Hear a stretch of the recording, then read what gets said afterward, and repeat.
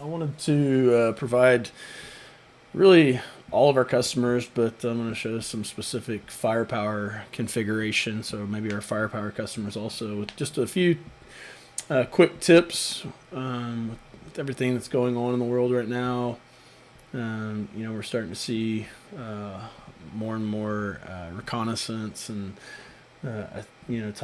type activity in oil and gas and the banking financial sector. So I wanted to take a look here at this CISA, exploits and vulnerabilities catalog, and talk about how you could use that to mitigate some of these risks and ultimately protect your environment and your assets. So this is this list that CISA's put together here. These are known vulnerabilities and exploits that they see that are being executed against in the wild. So these are things that you really want to go and take a look at and really validate that you're protecting against these, and if you're not, put some protections in place. So you can see here you can download this in CVE format or CSV format and JSON.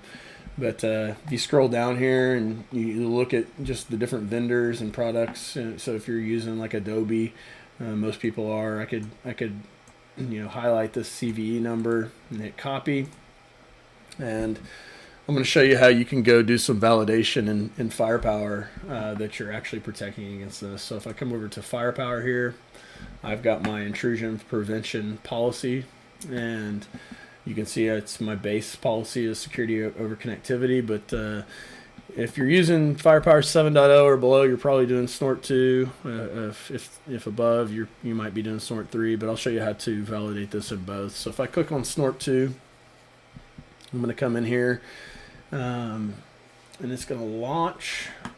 And I'm going to come over here to the rules. And I'll type in CVE colon and paste in that number that we just looked at.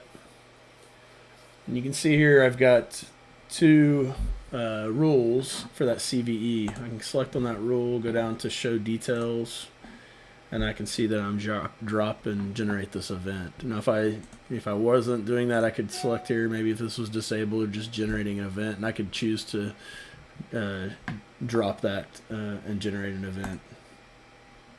But in this case, I'm already doing that. So I'm protected there. On the other one, again, drop and generate, protected there. So, I've pretty easily validated that I'm protecting against that vulnerability. If I go back to Snort 3, now obviously this is a updated version of Snort, so it's constructed and made to operate a little more efficiency with a more efficiency. And so one of the things that's pretty cool is I can just search on that number, right? I don't have to type in the CVE colon piece. So I type that in, it pulls up and shows me those two rules, and then right there I can see automatically that I'm actually blocking that. So I validated that I'm protected against it. If I wasn't, again, I could drop down and choose to block it right from here. So again, if I've got these policies in place, I have to assign this IDS policy to an access control policy, right? So if I come over to my access control policy, and actually I think I already got that pulled up there, yep, and I hit edit on this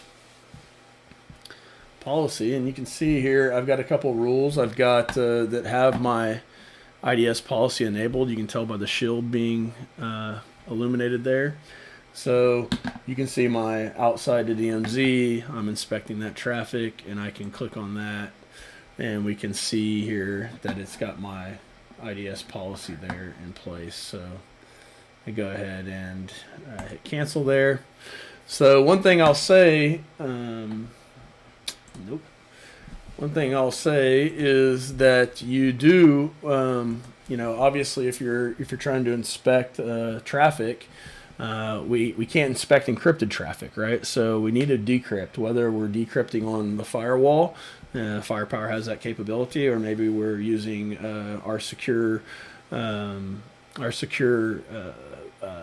DDoS solution, which is actually, load balancers. It's a Radware tool that will allow us to do the decryption off the firewall. But we could do that, decrypt, then inspect, and then obviously re-encrypt.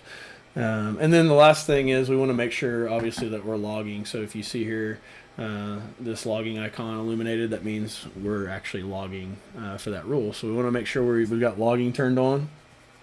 And then, again, I'll wrap this up with our Cisco's Secure Firewall channel. Really good information out here, some good training, good, you can see some of them are good tips and tricks, and some of them are longer training videos, but highly recommend going and checking that out.